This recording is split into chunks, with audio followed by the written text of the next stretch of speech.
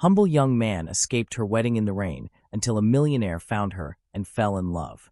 Rain lashed against the old stained-glass windows of St. Martha's Chapel, the rivulets streaking down like silent tears. Inside, rows of perfumed guests shifted impatiently, their curiosity piqued by the delay. But beyond the heavy oak doors, beneath the storm-tossed sky, a slender figure in a simple ivory gown was already running for her life. Nathaniel Hughes was no coward, though every footstep splashing through the flooded cobblestone streets seemed to scream that he was. But how could he marry into a family that viewed him as little more than a convenient ornament, an obedient puppet in a charade of wealth and alliances? He couldn't. He wouldn't. His heart pounded with panic and a peculiar, heady relief as he ducked beneath an awning to catch his breath. The rain soaked him to the skin, plastering his hair to his forehead and clinging to the fabric of his wedding suit like a taunt. Somewhere behind him, the shrill voices of his fiancée's brothers rose over the wind. They would be searching the alleys and side streets by now, their pride too wounded to tolerate his disappearance. He drew in a ragged breath, pressed a trembling hand to his chest, and told himself he had done the right thing. He couldn't have known that at that precise moment, a sleek black Bentley was easing through the storm, its wipers laboring to clear the windshield. Inside sat a man whose life was governed by order and purpose. Ethan Blackwell, the reclusive millionaire whose fortune had sprung from cold, relentless ambition. He was not in the habit of taking detours through the old quarter, nor of stopping for stray souls in the rain. But as his headlights swept over the narrow alley, they illuminated the huddled figure of Nathaniel, and something, perhaps curiosity, perhaps an unacknowledged loneliness, made him press the brake. The car rolled to a stop, its polished grille glinting like a watchful eye. Ethan regarded the young man shivering under the awning. Even drenched and disheveled, there was something unmistakably noble in the set of his jaw, the defiance in his dark eyes. With a flick of his wrist, Ethan lowered the window. "You look like you could use a ride," he called over the roar of the rain. Nathaniel turned, startled, and for a moment their gazes locked. He hesitated, as if uncertain whether to trust a stranger in a midnight black car. Then, as thunder cracked overhead, he stepped forward without another word and opened the door. The warmth of the Bentley enveloped him in a cocoon of leather and cedar-scented air. Nathaniel sank into the seat, rain dripping from his sleeves onto the pristine carpet. Ethan studied him in the dim glow of the dashboard, intrigued by the mixture of vulnerability and resolve that clung to him like the rainwater. "You're running from something," Ethan said, not as a question, but a simple statement of fact. Nathaniel swallowed. "From a life I don't belong to." Ethan tilted his head. He had met countless men desperate to claw their way into wealth and station. Rarely did he encounter one determined to escape it. "You've done something very brave," Ethan continued softly, "and very foolish." Nathaniel let out a breath that trembled at the edges. "Maybe so, but I couldn't go through with it. I'd rather be soaked and humiliated than live a lie." The words settled between them with unexpected weight. Ethan nodded once, as though he understood better than he cared to admit. Then he pulled away from the curb, guiding the Bentley through the labyrinth of wet streets. Neither of them spoke again for a long while. The rain finally eased as they climbed into the hills beyond the city, the storm clouds dissolving into a bruised purple dawn. Nathaniel watched the skyline recede in the side mirror, his heart both lighter and more uncertain than it had ever been. They arrived at Ethan's secluded estate, just as the first rays of morning gold lanced across the manicured lawns. The house, more a modern fortress than a mansion, loomed above them, all glass and steel and quiet authority. Nathaniel hesitated as Ethan stepped out, but a gesture from the older man invited him to follow. Inside, the hush was profound, the air perfumed by polished wood and fresh orchids. Servants discreetly disappeared down the hallways, leaving them alone in a vast sitting room dominated by a fireplace crackling with life. Nathaniel stood near the flames, trying to absorb their warmth, while Ethan regarded him with an intensity that felt almost too intimate. "I don't usually bring strangers into my home," Ethan murmured. "I don't usually flee weddings," Nathaniel replied, a weak smile ghosting across his lips. Ethan laughed then, a low, rich sound that startled them both. It was the first genuine laugh he'd released in years, and it made something unfurl inside him. In that fragile dawn light, something improbable began to grow. A recognition, a curiosity, and beneath it all, a longing neither man dared name yet. Ethan poured 2 glasses of brandy and handed one to Nathaniel. As their fingers brushed, a charge passed between them. Too fleeting to be called anything as certain as desire, but too powerful to ignore. Nathaniel met Ethan's gaze and felt an unexpected steadiness. He had no idea where this road would lead, only that he had already chosen it. Outside, the rain had stopped entirely, leaving the world washed clean. They sat together in the quiet, the firelight casting shifting patterns on the walls. Nathaniel wrapped his hands around the glass, feeling the warmth seep into his chilled fingers. He realized he was still wearing the crumpled remains of his wedding suit, the white boutonniere drooping pitifully against his lapel. With a small, embarrassed gesture, he pulled it free and set it on the low table between them. "You must think I'm mad," he said finally, his voice hushed as though afraid to disturb the stillness.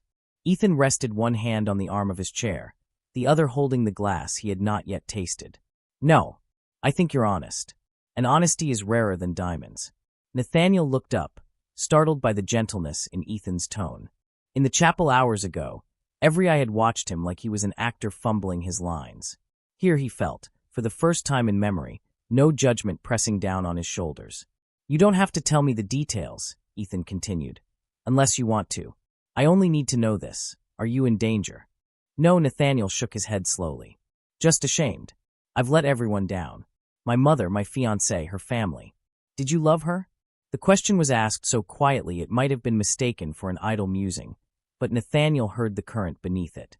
He closed his eyes for a moment, searching for an answer that wouldn't sound cruel. "I respected her," he said carefully. "I admired her.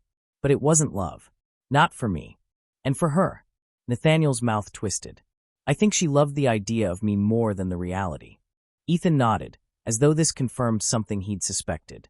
He rose and crossed to a polished cabinet, opening it to reveal shelves lined with neatly folded clothes. After rifling through them, he produced a simple black sweater and dark trousers and set them in Nathaniel's hands. "You should change. When you're ready, the kitchen can prepare you something hot." Nathaniel hesitated, his throat tight. "Why are you being so kind to me? You don't even know me." Ethan's eyes flickered over him, thoughtful and enigmatic. "Sometimes," he said, "we meet someone and see a truth in them that feels familiar. It doesn't require explanation." For an instant, their gazes locked again, and something passed between them, an unspoken understanding that this night had altered them both.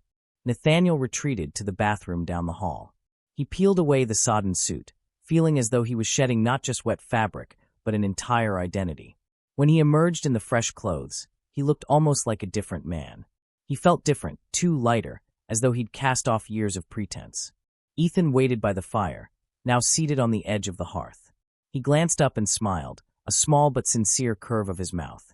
"Better," he said simply. Nathaniel's stomach chose that moment to betray him with a low growl. "I suppose I haven't eaten since yesterday," he admitted sheepishly. Ethan rose and gestured for him to follow. They made their way to the kitchen, where a discreet staff member appeared at Ethan's nod and set about preparing breakfast.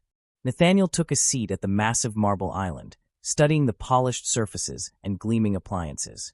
Every detail of the house spoke of restraint and refinement, yet there was an undercurrent of loneliness here, a space too large for one man to fill. Over eggs and fresh bread, Nathaniel found himself talking more freely than he had with anyone in years. He told Ethan about his modest upbringing, about the scholarship that had brought him into the orbit of wealthier peers, about how he'd tried so hard to mold himself into the person everyone wanted. He spoke of the engagement, the expectations, the mounting dread that had culminated in his flight. Ethan listened without interruption, only asking the occasional question.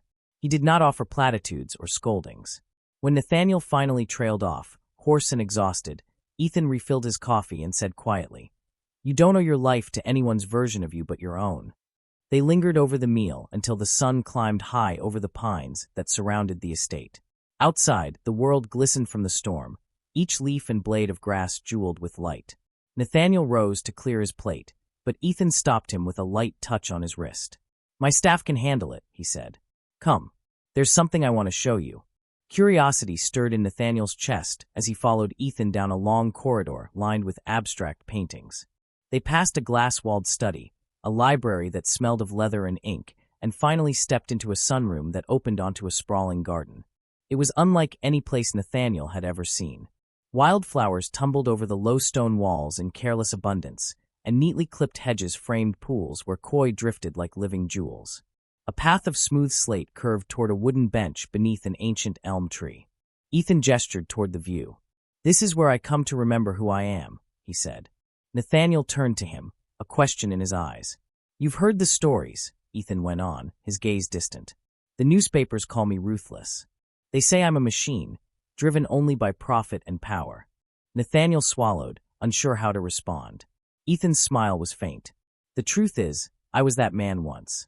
But I lost something along the way. I built this place to remind myself there is more to life than conquest." They stood in silence, the soft breeze stirring the petals at their feet. Nathaniel felt the last walls inside him giving way.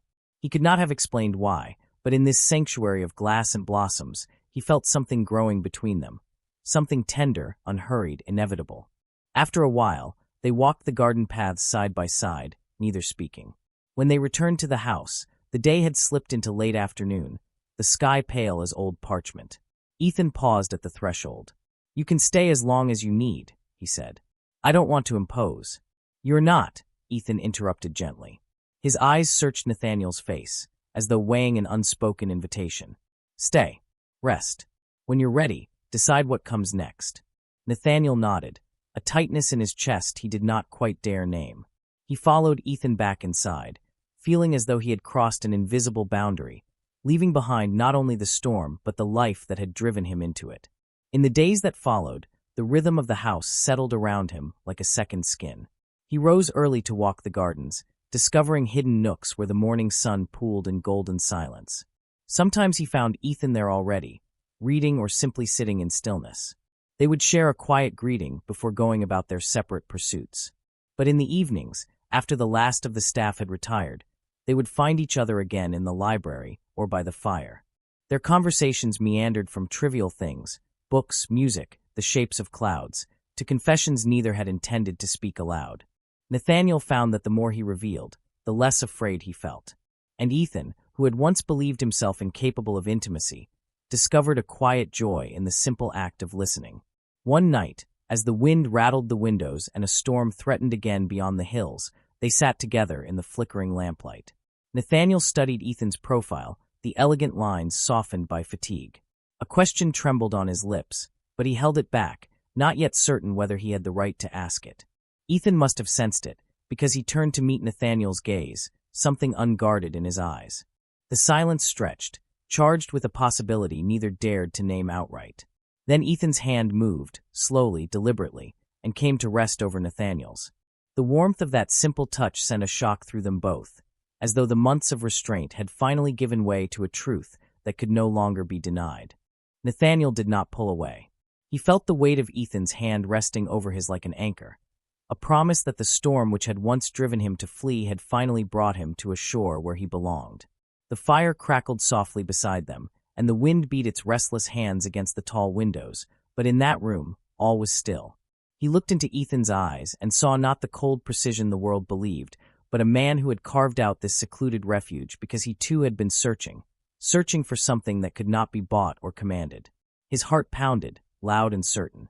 He had been running from an emptiness he hadn't dared to name, terrified that no matter how far he fled, it would follow him. But sitting here, with Ethan's hand over his, he felt it dissolving like the last remnants of a dream he no longer needed to cling to. Ethan's thumb moved, brushing lightly against his knuckles, a wordless question neither of them had to ask. The hush in the room thickened, so complete that even the storm seemed to pause in deference. Nathaniel turned his palm upward and closed his fingers around Ethan's hand, feeling the tremor that passed through them both. It was not just desire. It was recognition, a meeting of two souls who had outgrown the lies they had once needed to survive. "I don't know where this will lead," Nathaniel whispered, the confession raw in his throat. Ethan's voice was low and steady. "Neither do I. But it feels like the first honest beginning I've had in years." Nathaniel swallowed, his heart surging with something too large to contain. He had thought love was a kind of performance, a set of duties performed with practiced grace. But this was unpolished, unplanned, unspeakably real. For a long moment, neither of them moved. Then Ethan leaned closer, so close that Nathaniel could feel the warmth of his breath, the faint trace of brandy and winter air.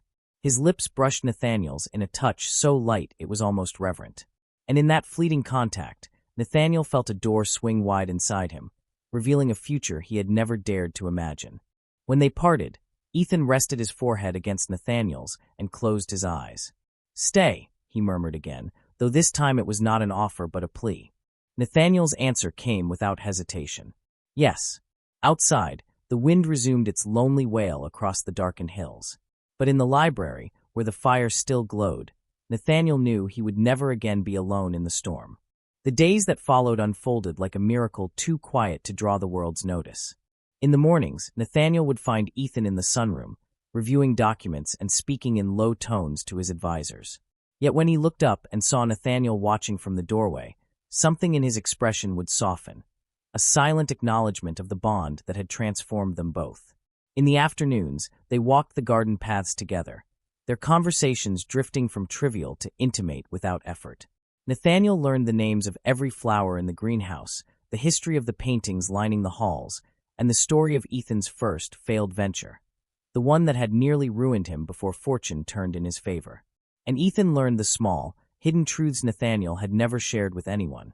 The books he read by candlelight as a boy when there wasn't enough money to pay the electricity bill, the ache in his chest the first time he realized he would always be an outsider among the glittering heirs of old money, the quiet hope that one day he might be loved for nothing more than who he was. Slowly, something unshakable took root between them. It was on a morning washed clean by rain that Ethan led Nathaniel up a narrow staircase he had never noticed before. At the top was a door of dark cedar, carved with curling vines. Ethan paused with his hand on the latch, glancing back as though uncertain how Nathaniel would receive what lay beyond. He pushed it open, revealing a studio flooded with pale northern light. On easels around the room, dozens of canvases stood in various states of completion. Some were landscapes, distant, windswept coastlines that felt achingly lonely. Others were abstract swirls of color, the paint applied with a force that spoke of longing and frustration. Nathaniel moved among them, absorbing the raw honesty in each brushstroke. He turned to Ethan, who stood watching him with an expression that was almost defenseless. "I've never shown this room to anyone," Ethan admitted quietly. "Not even my family." Nathaniel looked back at the nearest canvas, a study of a solitary figure walking a rain-slicked road, head bowed against the wind. He knew without asking who it was meant to be. "You painted this," he said softly, "before we met." Ethan nodded. "I suppose I was painting the emptiness, the part of me that was always searching." Nathaniel crossed to him, his hands rising to rest against Ethan's chest where he could feel the steady rhythm of his heart. "And now," Ethan drew a shuddering breath, "now it doesn't feel empty anymore." In that quiet sanctuary, Nathaniel finally understood that the life he'd once imagined, polished, predictable, built on other people's expectations, had never been meant for him. What he had found here was imperfect, unplanned, and more beautiful than anything he could have scripted. Ethan's arms came around him then, gathering him close in an embrace that felt like coming home. The storm outside had passed. The sky beyond the tall windows was bright and boundless, every leaf still glistening with the last tears of rain. For the first time in his life, Nathaniel did not wonder whether he was worthy of this love. He simply accepted it, with all its risks and all its promise. In the weeks that followed, word trickled out to the city beyond the hills. The tabloids speculated, tongues wagged, and old acquaintances feigned polite shock. But Ethan and Nathaniel met the curious world with quiet composure, side by side. They made no grand declarations, no theatrical pronouncements. The truth of their bond was evident in every glance, every shared silence, every unguarded smile. And on the anniversary of the night they first met, as twilight settled over the gardens and the last birds called out to the dark, Ethan took Nathaniel's hand beneath the old elm tree. There were no crowds, no vows scripted by anyone else's design. Only the two of them, standing where the world fell away. Ethan's voice was low, steady as the dawn. "You are the life I never knew I was waiting for." Nathaniel felt tears warm against the cool evening air. "And you are the reason I'm not afraid anymore." As the first stars winked into being overhead, Ethan brushed his lips over Nathaniel's in a kiss that tasted of rain and brandy and belonging. No one watching from the outside could have understood how far they had traveled to reach this moment. But for them, it was simple, an ending that was also a beginning, a love that had weathered every storm, and a promise that whatever came next, they would face it together.